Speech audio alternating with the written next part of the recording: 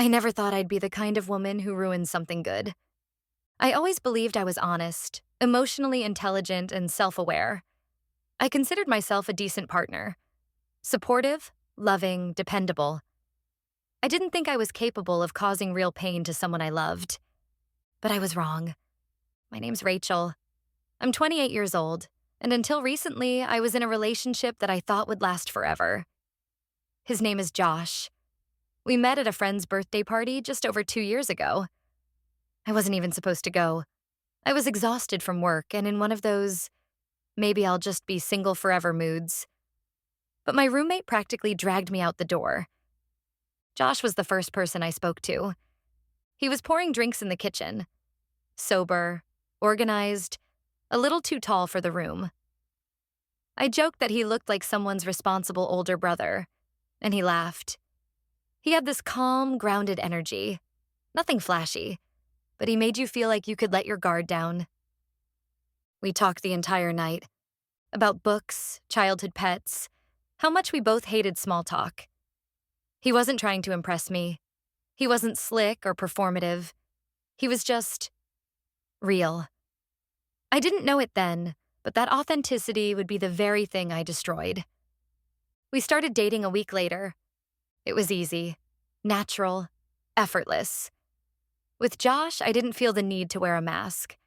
I wasn't performing femininity. I wasn't shrinking myself to be more likable.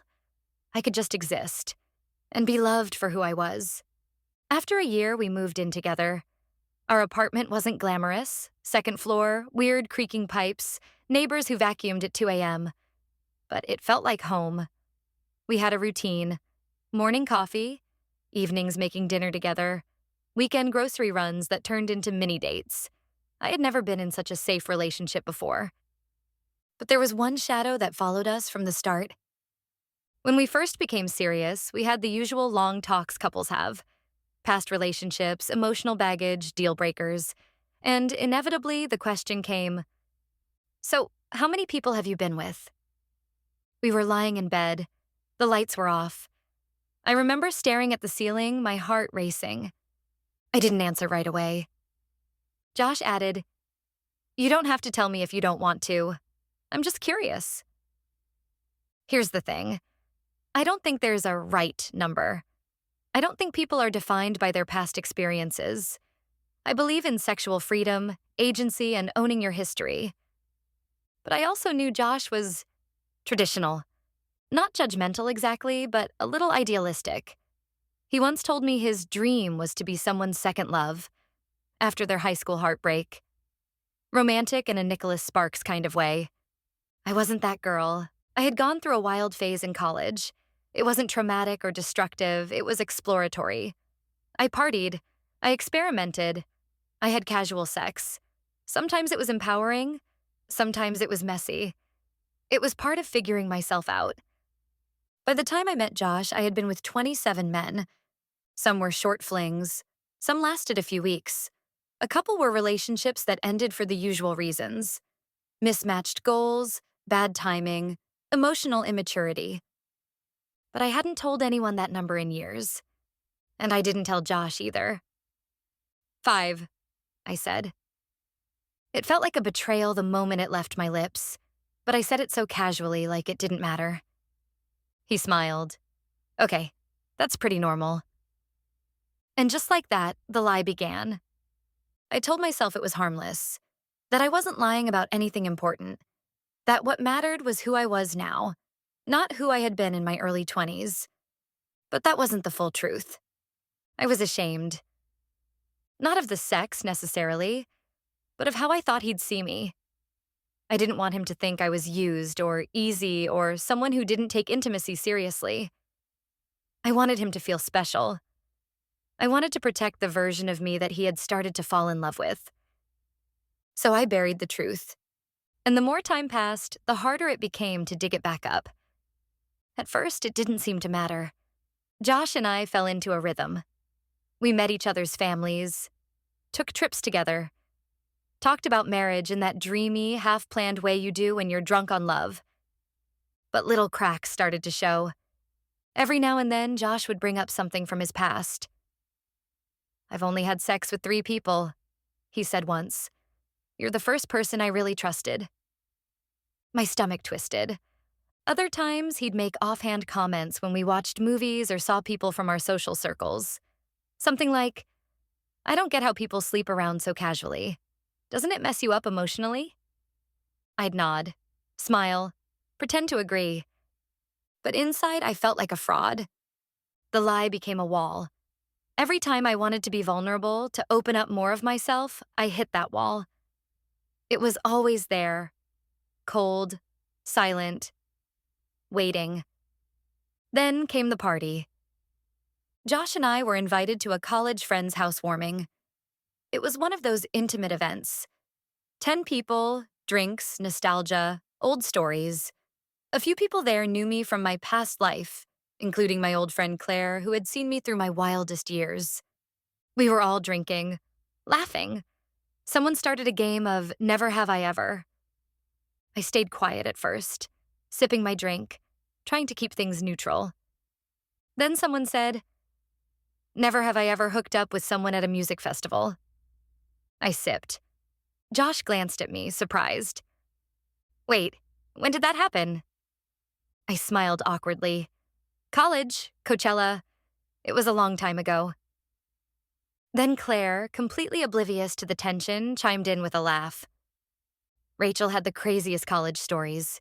You remember Vegas? Or that night with the DJ in New York? I laughed it off, but Josh didn't. His smile froze. His eyes lingered on me a little too long. That was the beginning of the unraveling. I stayed in that hotel room for another night. Alone. My phone stayed mostly silent, except for messages from worried friends who heard about the breakup through the grapevine.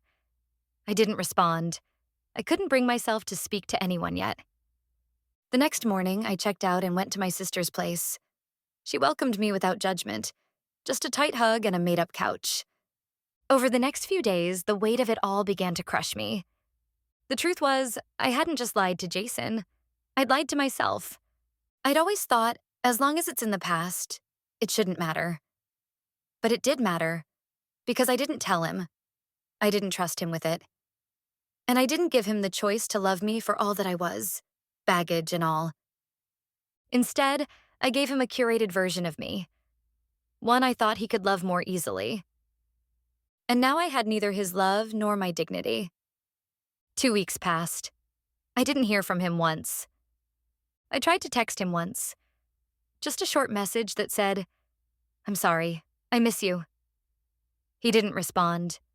My therapist told me I needed to sit with the discomfort, to understand why I felt compelled to hide things in the first place, why shame had such a strong grip on me. We talked about how women are conditioned to believe their value lies in purity or innocence, how I internalized that, even if I claimed to be sex positive. But all that insight didn't fix the ache in my chest. Then one day, I saw him. I was walking into a bookstore to clear my head, and there he was, Jason, standing near the bestsellers, thumbing through a paperback. My heart stopped. He saw me before I had a chance to turn away. Our eyes met. He looked different, harder, not angry, exactly, but distant, closed off. I walked over cautiously. Hi, I said. Hey, he replied, his tone unreadable. Can we talk? He hesitated, then gave a slow nod. We found a bench outside. It felt strange sitting beside him without holding his hand. I'm not here to ask for anything, I said. I need to say something. He looked at me, expression blank. I lied because I was afraid, I began. Afraid that you'd see me differently, that you'd leave, and in trying to stop that from happening, I made it inevitable. He didn't interrupt, just listened.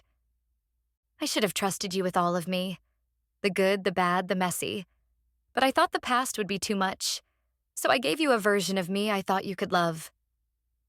I did love you, he said quietly. The version you gave me. That stung more than I expected. I know, I whispered. And I know that version wasn't fair to you. I hate that I took away your right to choose. Jason nodded slowly. I've thought a lot about everything. About why it mattered so much to me. About what it means that you didn't feel safe telling me. And? I asked, barely breathing. I still don't have an answer, he said. I just know that something broke. And I don't know if it can be fixed. We sat in silence for a long moment after that. I never stopped loving you, I admitted, but I understand why you had to walk away.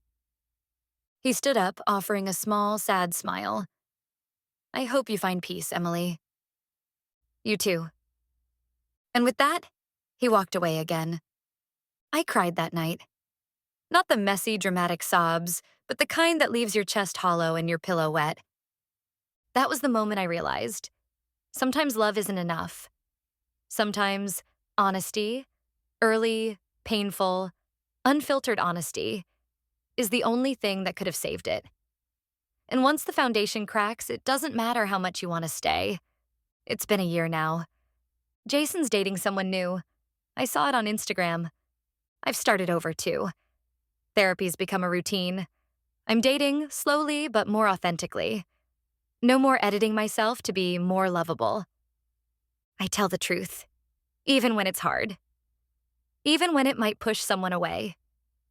Because I know now, the only love worth having is the one that accepts the whole of you, not just the palatable parts.